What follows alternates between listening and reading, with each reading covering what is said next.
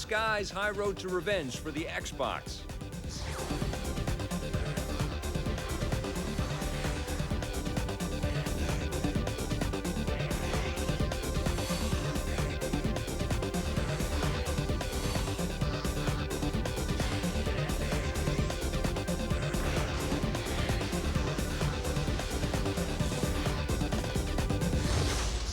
All right, first game we're going to talk about is Billy Hatcher and the Giant Egg. This one's from Sega, and it's for the GameCube. It's a GameCube exclusive. What do you think about little Billy Hatcher, my friend? Why do you make me play these games? Billy Hatcher, man, it's like it's perfectly suited for you, isn't it? No. You've been waiting for this one for a long time, I can tell. For me, to get into a game, you know, I need to be into the content. I need to be into the story. I need to be, you know, I want it to draw me in as a big dramatic experience. And the idea behind the gameplay is that you play this kid in a chicken suit, and you're trying to save these chickens who've been captured by crows. You meet Meanie Weenie, whatever his name is, who's the king of the chicken gods. Right. And he tells you get the super chicken suit. The chicken suit, he puts I mean, the chicken suit on. 5 minutes in, I got a problem, you know what I'm saying? He's got the big rooster head going on.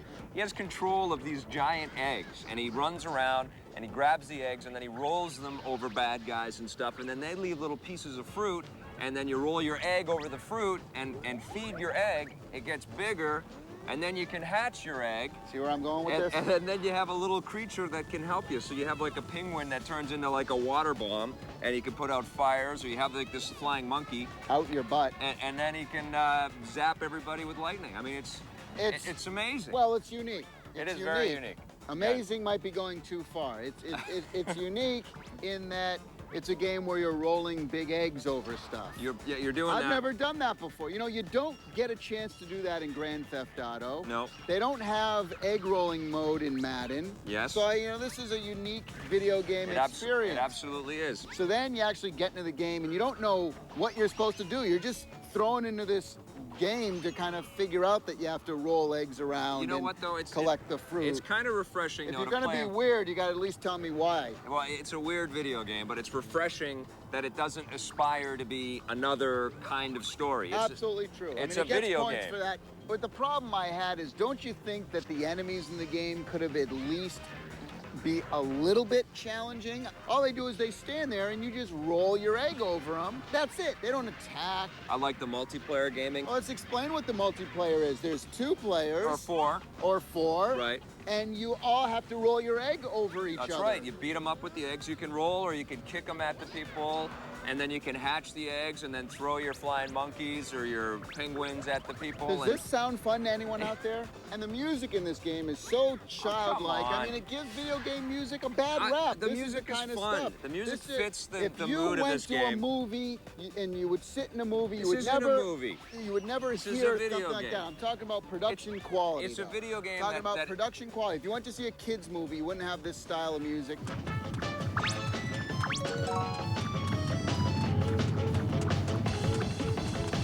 I think the style of music fits perfectly. It really gives video game music a bad name. Absolutely wrong. Now, it looks like it sounds. This is a good... Yeah, it looks like it sounds, like crap. No, it looks fine. Now, it's a here's cute what I'm game. talking about, is that there's no dialogue as well in the cinematic. Right. So it's all reading. It's all Hey, I don't care. This is the 21st century. These are the next generation platforms. We don't want to read the chickens and the crows. No. We want to hear them talking. We want to hear about it. I like speaking of voiceovers, though, I like the little cock-a-doodle-doos that the chicken creatures do. That's pretty cute. I like that stuff. You would. Cock-a-doodle-doo. I like that. Well, what about when the kid's pushing the eggs? It sounds like he's taking a dump. I had a good time with Billy Hatcher. Kids are going to have fun with it, and adults are going to have fun with it. Fans of Sonic are going to have fun with it. It's not as good as Sonic. It's not as good as Knights, but it's still fun. It's not as good as most games out there. 7 out of 10. Oh, what do you give it? I'm gonna lay an egg because of that. Oh, yeah? I'd like to see that. 5. We obviously are going to have to agree to disagree on this one, but on the positive side, I thought the music was really cute and fit the game perfectly.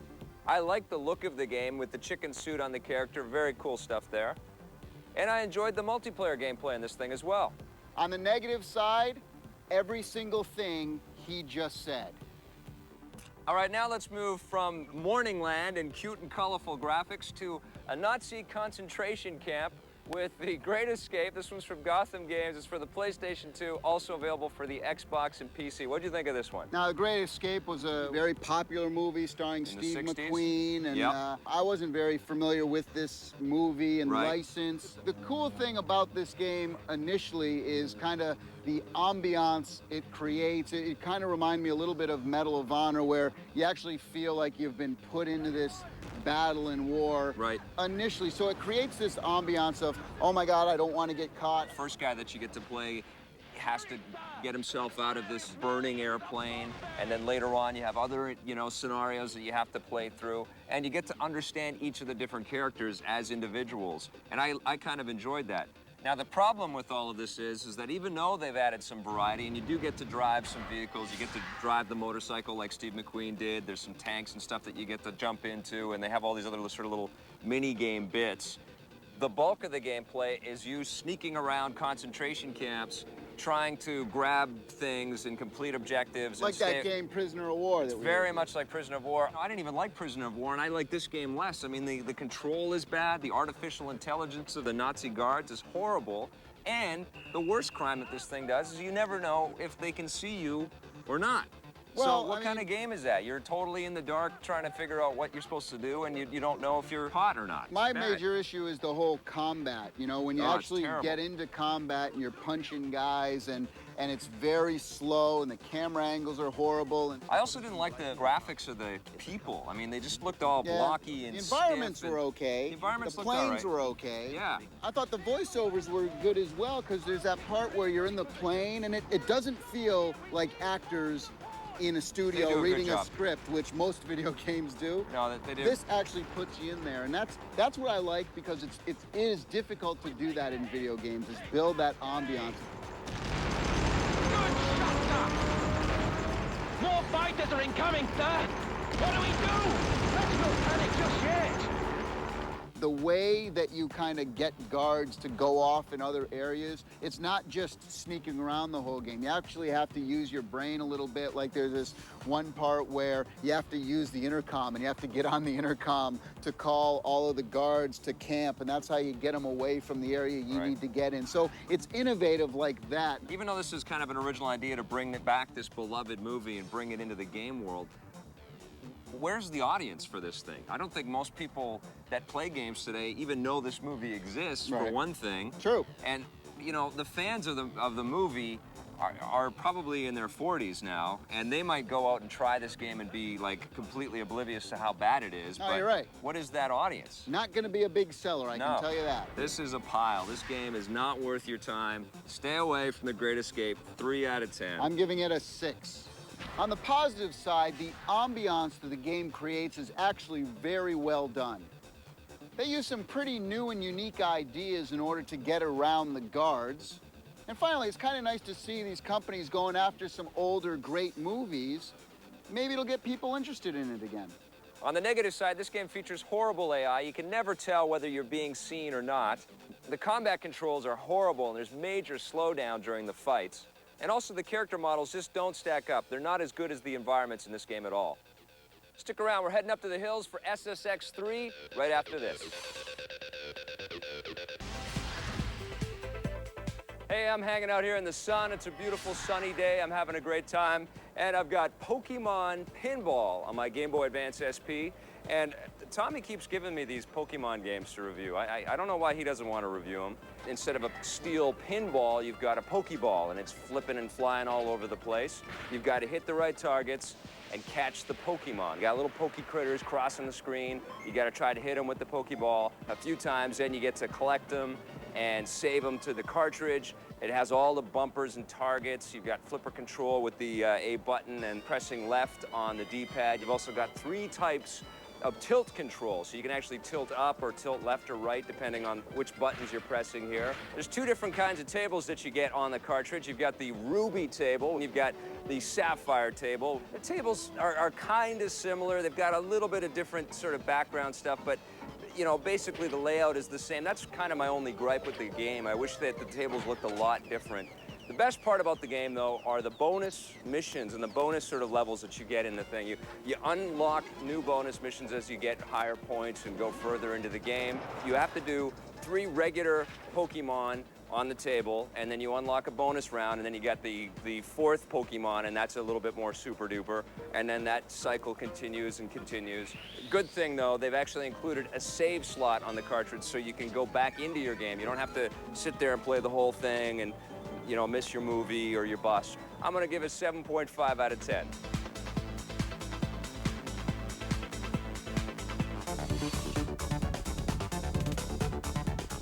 All right, we're back, and we want you to imagine that this was winter, and the mountains behind us were all filled with snow, and people were snowboarding with big smiles on their face, because we're going to talk about SSX 3. It's from EA Sports Big. It's for the PlayStation 2, but it's also going to be on the Xbox and GameCube.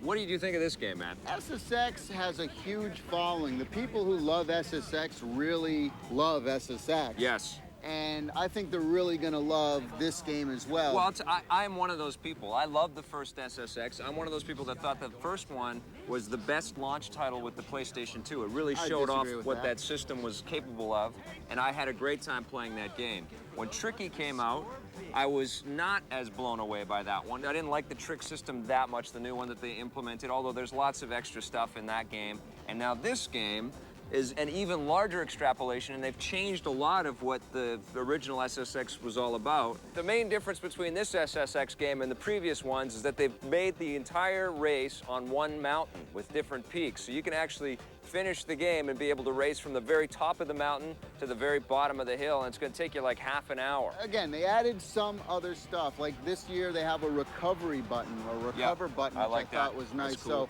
when you start to do your tumble, if you hit the square button really quick, he'll get back on the board quicker. There's also online play now, so you can play against other people on the PlayStation 2. Which is good. That's good cool. And there's new characters. There's this Vigo guy. I wonder where they got that name from.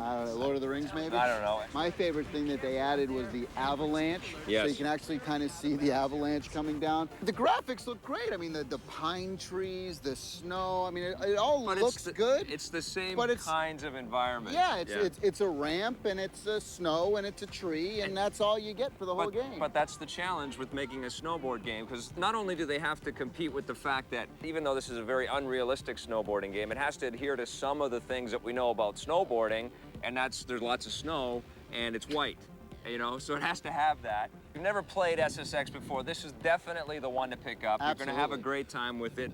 There's lots of really fun stuff to enjoy in this game. We haven't talked about the music, but I really like the soundtrack in this game. They've got this whole new radio thing going on, and they've got great artists like Queens of the Stone Age, and the Neptunes are involved, and all kinds of remixes that you've never heard anywhere else are there. This is a fun game. It's just, we've played this game before, and there are other snowboarding games still yet to come, and to be honest, I'm looking forward to more of a realistic type of snowboarding simulation like AMP 2. I want to see the weather look more realistic and the environments look more realistic, so, you know, I didn't hate this game at all. 7.5 out of 10. It's exactly what I give it, 7.5.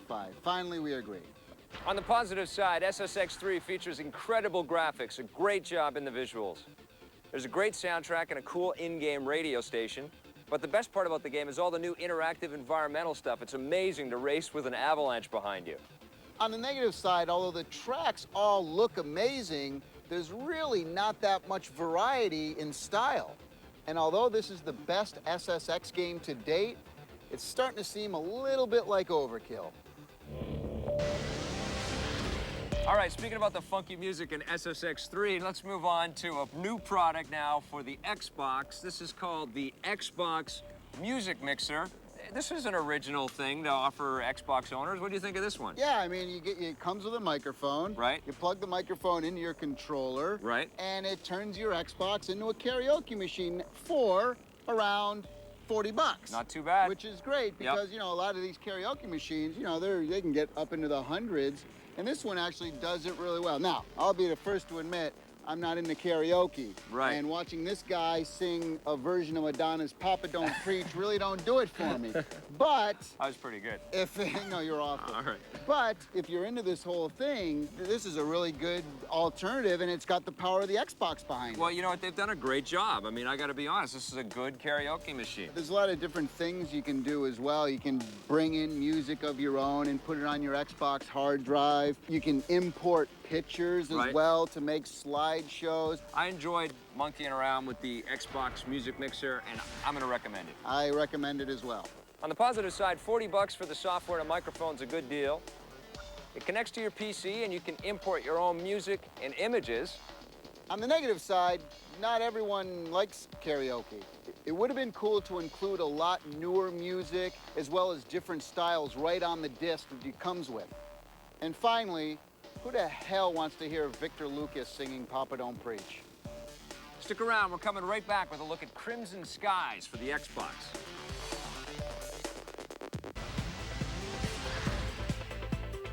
Treasures of the Deep for the PlayStation. Now here's a game, I've been involved with this game for the last 2 years. Yep. I did the music and sound effects for it, which I thought were great, by the way. But Completely impartial. But anyway, the graphics in this game are amazing. The story is incredible. Game by Namco. The control is excellent. There's so many creatures in there. Yeah. Dolphins, sharks, Yep. and all the missions are different. Sometimes you're hunting for treasure. Other times you need to, be a scout for missions. Sometimes you're looking for stuff. Sometimes you're recovering a black box. You're in Awesome caves. equipment, awesome weapons, beautiful graphics. The music is excellent. Did a great job on the music. And the sound effects, you really feel like you're floating underwater. Yeah, It's easily the best sort of submersible game on the It's like playing the Thunderball James Bond underwater stuff. And you're cruising around. It's amazing. It's like a combination of the Abyss, Indiana Jones, and like Tomb Raider underwater. Terrific all in game. one. Terrific game. Totally I give it recommend 9 out of 10. 9 out of 10. I'm at 9.4 on this 9.4. game. I had absolute fun. All right, for all you older game players out there, such as myself, you'll remember all these games: Defender, Sinistar, Robotron, Joust, right? All the arcade classics that we grew up on.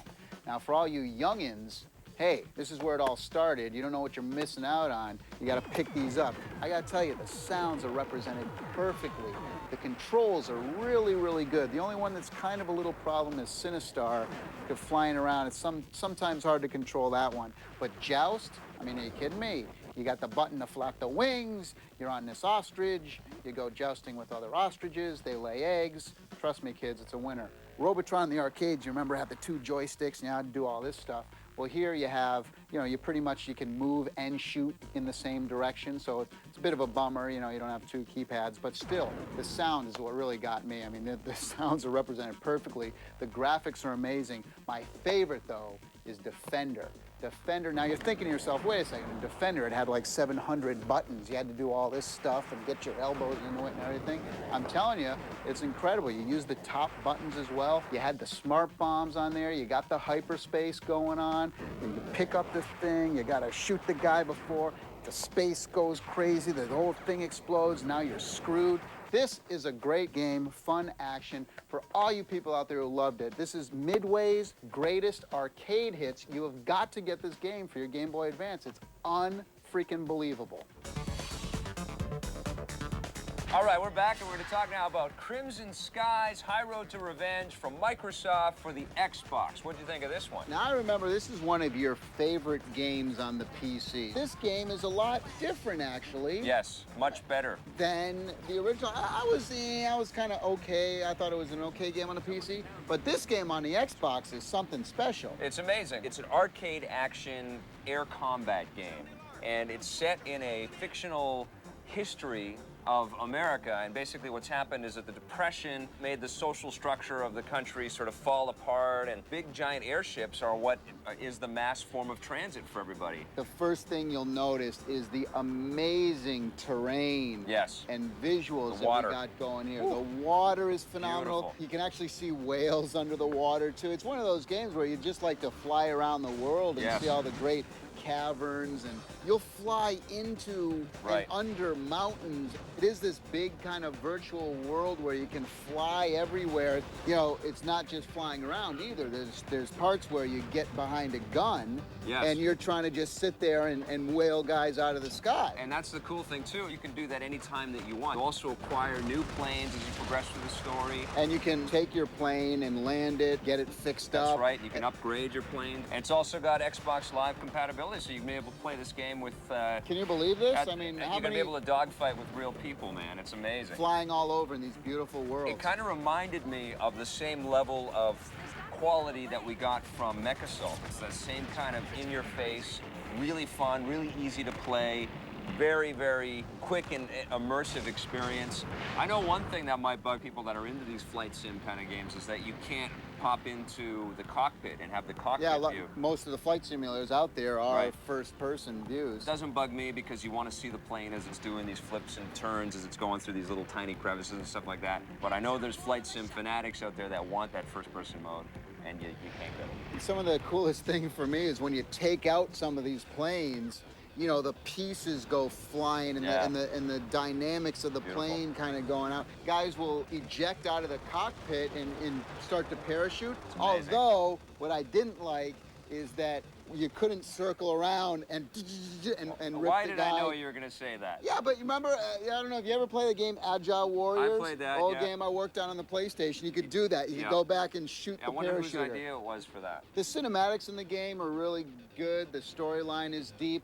Even though it offers a lot of gameplay and a lot of fun and lots of great stuff to see, I mean, the visuals are insane. It is a lot of the same type of combat and action that you're going to be doing again and again and again. And just like Mechasalt, you know, it will tend to get a little repetitive out there. For me personally, though, you know, I love this style of gameplay, and I'm really a big fan of Crimson Sky's High Road to Revenge. I'm going to give it a 9 out of 10. That's what I gave it as well, a 9. On the positive side, the environments and the terrain in this game are absolutely stunning. The explosion and particle effects are extremely dynamic and visually pleasing, and production value is really high. On the negative side, the gameplay can get a little repetitive. There's no first-person mode, and Tommy was really disappointed that you can't shoot the parachuters. What up with that? Of course he was. Today on the show, we took a look at Billy Hatcher and the Giant Egg for the GameCube. This is a very cute game with original gameplay, but if you hate the cutesy stuff like Tommy does, you're not going to enjoy this one. On the PlayStation 2, we looked at The Great Escape. Nice ambiance in this game, and it's a cool license, but the character models are weak, and there's tons of technical problems. Also on the PlayStation 2, we looked at SSX 3. There are fantastic looking interactive environments in this game and some really nice presentation upgrades, but after 3 SSX games, it's starting to feel a little bit stale now. On the Xbox, we looked at Crimson Sky's High Road to Revenge. This is a gorgeous looking game with great Xbox Live gameplay, but of course Tommy was disappointed that you couldn't shoot the guys in the parachutes. In hardware, we looked at the Xbox Music Mixer. This is a karaoke machine for $40. It's a great deal, but tell you what, it's not going to make you a better singer. And on the Game Boy Advance, I reviewed Pokemon Pinball. This is a fun game, and you get to collect all kinds of crazy Pokemon creatures. I just wish there was more diversity in the tables. Well, we've come to the end of the show. There's no more games for us to talk about today. We'll see you guys next time.